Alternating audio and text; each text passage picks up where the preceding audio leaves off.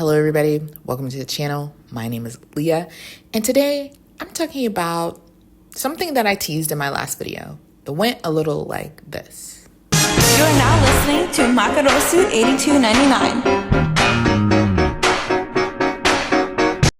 If you've ever listened to city pop or future funk, it has that kind of sound.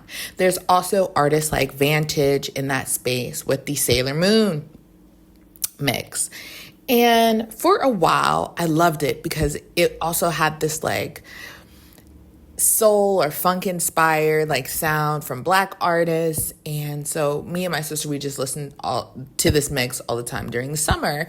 And I was like, what is Macross? Like, where is it from? Is Macross 82 an actual show? Where is the sound coming from? And it led me down a deep dive that I want to share with you. So, Macross started in the 1980s as a sci-fi anime series. On the surface, it's about space, transforming fighter jets, once you think Transformers, and interstellar conflict.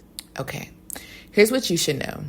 That the franchise of Macross started with the movie Super Dimension Fortress Macross that aired in 1982. And it was when I find it, a movie, but originally it was a 36 episode series that had interstellar conflict, the first time humans in the Zentradi meet, and the conflict that ensues from that. Unfortunately, Hulu does not have that. It has the 2-hour film interpretation or re-dramatizing of that called Super Dimension Fortress. Do you remember? I didn't watch that because it just looked like clip reels. So I will start from the things that I watched. You guys know that I'm not big on romance, and Macross is kind of centered around music, interstellar conflict, and love triangles. So here are some of the series in the order that I started watching them. You have Macross Zero, which talks about the lore and the foundations of the Macross universe. You have Macross Plus, which is a standalone test pilot story. You have Macross 7, which music meets mech warfare. You have Macross Frontier, which is like modern flagship. Okay, then you have Macross FB7, which is a bridge film to tie it all together. And then you have Macross Delta, which is like the latest entry.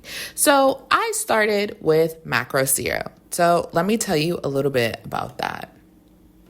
So Macross Zero was released in 2002. It's a 5-episode OVA. The timeline begins in 2008.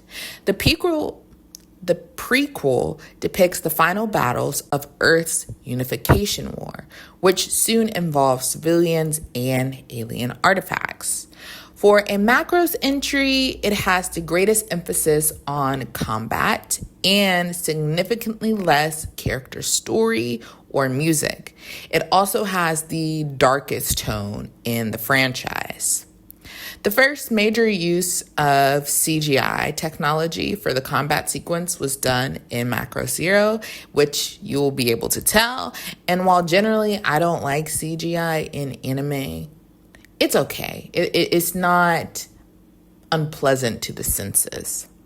So when I started watching Macross Zero, what stood out to me was how music was denoted as worship. We've talked about that before, like when I talked about the parables in Paprika. It wasn't flashy, it wasn't performance focused, it was very intimate, and it was done as an act of reverence. Now, when the main character sings, alien technology is activated. That's what I would say. It's activated.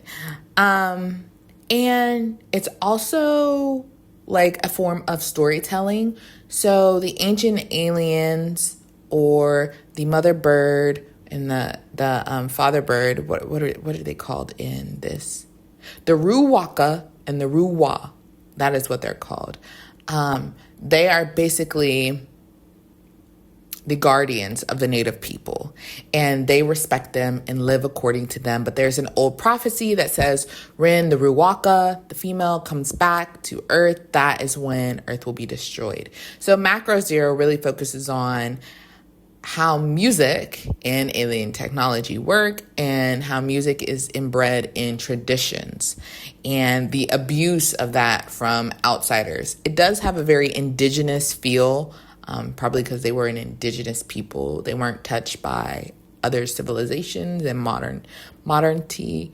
But it was, for me, the best one. And it made me excited to watch the next installment, which is Macross Plus. The story follows the next generation of variable fighters and who they are as people. They end up being old rivals and they have an axe to grind, basically unresolved drama and conflict from when they were younger. In between their rivalry is an old friend who was an old flame they ideally both fell in love with. And something tragic happened to her. And so now she sings, but she sings through an AI. And so the story follows her singing through the AI and using the AI as a way to kind of live a life that she's settled for. So when you watch Macross Zero, it's definitely seen as music is a part of worship and veneration and something sacred. It's not something that is put out for everyone to see, while in Macross Plus, the singing is more like idol style singing. Loads of people are gathering around to hear this beautiful AI idol sing, and the idol is basically a holograph of the music in the old flame's mind. And this, I'm going to tell you, is where I high-key stopped watching, because the love triangle stuff, it gets me. It's so boring. Absolutely boring to me. I don't care for it.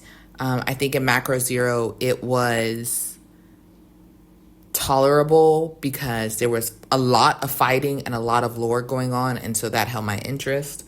Like the little girl falling in love with the guy that was falling in love with her sister, like that kind of stuff, I'm okay without. It. But noting that, I went and looked it up, and it made sense that each Macross series is in a different universe. It has its own tone, its own setting, different emotional energy. And they all orbit the same central theme, music. Sometimes in Macross Zero, it's more ancient, more ritualistic. And in something like Macross Plus, it's more performance, more idol worship.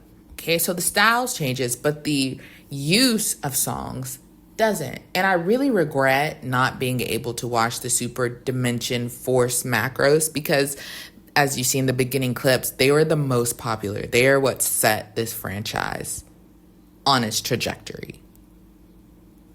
But in comparison, when you go back and you listen to that mix, Macross 8299, it clearly is not connected with Macross, the franchise, but it does embody that sound. Like music being powerful, music connecting people, music that gets people up and moving, just a funky beat, and it scratches a great place in my brain. So I thought it was cool that there was an older anime, which I seem to be reviewing a lot, and music mix. And one thing that, as an anime watcher, I love about Japanese culture is the city pop, the futuristic funk type sound.